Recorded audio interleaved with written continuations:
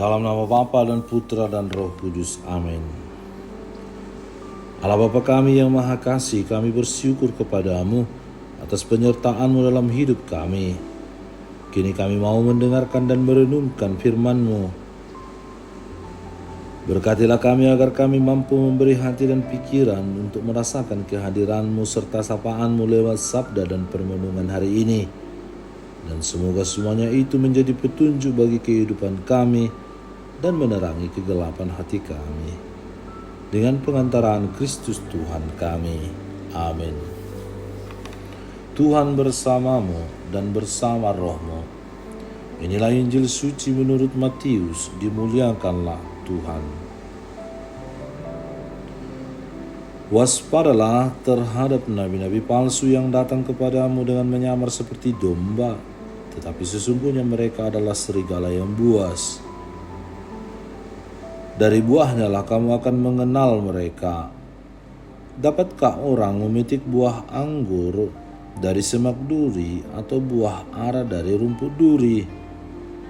Demikianlah setiap pohon yang baik menghasilkan buah yang baik, sedangkan pohon yang tidak baik menghasilkan buah yang tidak baik. Tidak mungkin pohon yang baik itu menghasilkan buah yang tidak baik, ataupun pohon yang tidak baik itu menghasilkan buah yang baik. Dan setiap pohon yang tidak menghasilkan buah yang baik pasti ditebang dan dibuang ke dalam api. Jadi dari buahnya lah kamu akan mengenal mereka. Demikianlah sabda Tuhan, terpujilah Kristus. Saudara-saudari yang dikasihi Tuhan, dewasa ini kita hidup di tengah kemajuan ilmu pengetahuan baik dari segala bidang, kesehatan, pendidikan, teknologi, dan media komunikasi atau media sosial yang kita gunakan. Salah satu bentuk kemajuan tersebut yang paling dekat dengan kehidupan kita ialah alat media komunikasi yang selalu lengket dengan diri kita, yaitu handphone. Dengan handphone atau HP, kita dapat mengakses hampir segala informasi yang kita butuhkan, kapan saja dan di mana saja. Kemajuan teknologi informasi atau media komunikasi ini menjadikan HP sebagai salah satu sumber informasi yang paling mudah, cepat, dan praktis, bisa digunakan oleh siapapun dan kapanpun. Kini handphone bukan lagi barang yang mewah atau terbatas bagi kalangan tertentu. Hampir setiap orang memilikinya, bahkan bayi yang belum lahir pun sudah dihadiahi dengan handphone. Kemampuannya yang multifungsi, mulai dari komunikasi, pencarian informasi, pembelajaran daring, hingga hiburan. Hal ini menjadikan handphone sebagai alat utama dalam memperoleh dan menyebarkan informasi di era digital ini. Saudara-saudari terkasih, bacaan hari ini merupakan penjelasan lebih lanjut dari khotbah Yesus di bukit. Sabda Allah hari ini mau menunjukkan kepada kita untuk waspada dan berjaga-jaga terhadap nabi-nabi palsu. Waspadalah terhadap nabi-nabi palsu yang datang kepadamu dengan menyamar seperti domba, tetapi sesungguhnya mereka adalah serigala yang buas. Apa maksudnya menyamar seperti domba? Domba sering dianggap sebagai hewan yang lembut, tidak agresif, dan tidak berbahaya. Menyamar sebagai domba dapat dipahami bahwa nabi-nabi palsu datang dengan berpura-pura terlihat baik, saleh, ramah, bahkan mungkin pandai berkata-kata.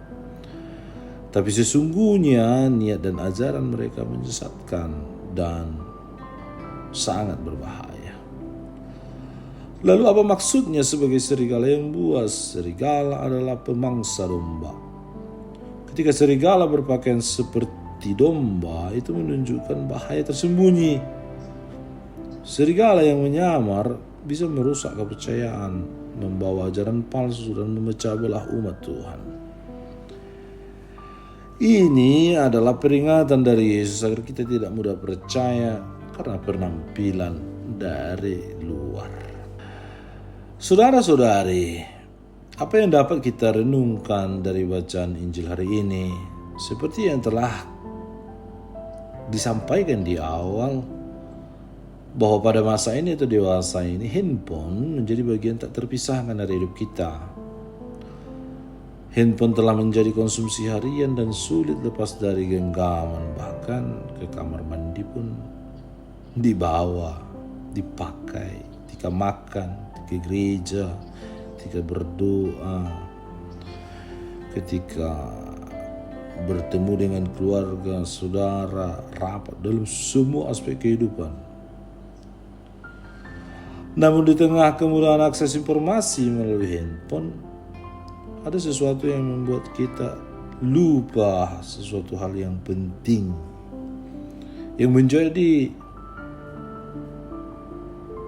sumber utama sebenarnya, di mana kita bisa menggali, berbicara, berefleksi lebih dalam, yaitu membaca dan mencintai kitab suci.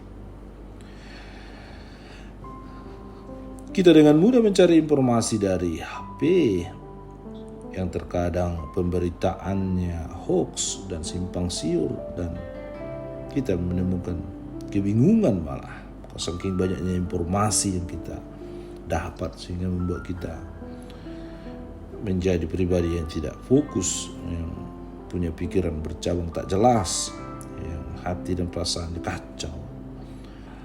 Tetapi itulah yang menarik bagi kita, dan hal yang kurang menarik seperti mengambil kitab suci, lalu membaca dan merenungkannya dalam ketenangan dan memberikan waktu yang cukup, lalu merefleksikannya, apa yang Tuhan mau dan apa yang Tuhan sampaikan kepada kita lewat sabdanya, lewat kitab suci yang kita baca. Itu sangat susah untuk kita lakukan. Kitab suci adalah tolok ukur bagi hidup kita, menjadi cermin dan pedoman untuk menilai apakah jalan hidup kita berjalan dalam kebenaran dan terang kasih Kristus.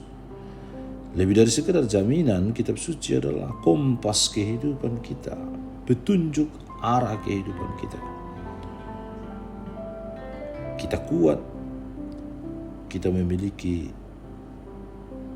fondasi dasar yang kokoh, sehingga badai, sehingga tantangan, ancaman, persoalan apapun yang datang menerpa kita, kalau kita selalu mendengarkan, mau membaca, merenungkan, mendengarkan firman Tuhan lewat kitab suci, kita tetap akan berdiri kokoh. Kendati di tengah dunia yang dipenuhi berbagai suara, opini, dan pengaruh, baik dari media sosial, berita, atau tokoh-tokoh yang tampil seolah-olah meyakinkan, tetapi sungguh-sungguhnya adalah palsu. Firman Tuhan dalam kitab suci menuntun kita kepada kebenaran sejati yang telah disampaikan oleh Yesus, yang adalah jalan kebenaran dan hidup itu sendiri. Pasti kita akan selamat. Allah yang penuh belas kasih, bantulah dan tuntunlah kami agar tetap selalu setia pada jalan-Mu, pada firman-Mu. Semoga kami senantiasa berpegang teguh pada sabda-Mu yang Engkau firmankan dalam kitab suci, merenungkan, meresapkan, menghayati, dan mewujud nyatakannya konkret lewat kesaksian hidup kami sehari-hari. Allah Bapa kami, penuntun kehidupan, Engkau telah menuntun Abraham menuju tanah terjanji. Engkau juga menuntun bangsa Israel menuju tanah Yerusalem melalui tangan Musa. Kini kami umat-Mu keuskupan Padang sedang berjalan bersama dalam sinode kefikepan menuju keselamatan yang Engkau janjikan dalam diri Putra-Mu Yesus Kristus. Tuntunlah peziarahan hidup kami dengan kuasa Roh Kudus-Mu, agar kami tetap tabah, sabar dan setia menghadapi kesulitan dan tantangan hidup. Bimbinglah kami supaya mampu berjalan bersama, saling meneguhkan dalam iman, harapan, dan kasih. Bunda Maria, doakanlah kami putra-putrimu sepanjang sinode kefikepan ini berlangsung. Ya Bapa, Engkau kami sembah dan muliakan, kini dan sepanjang masa. Amin. Tuhan bersamamu dan bersama rohmu. Semoga saudara sekalian dilindungi, dibimbing, dan diberkati oleh Allah yang Maha Kuasa, Bapa dan Putra dan Roh Kudus. Amin.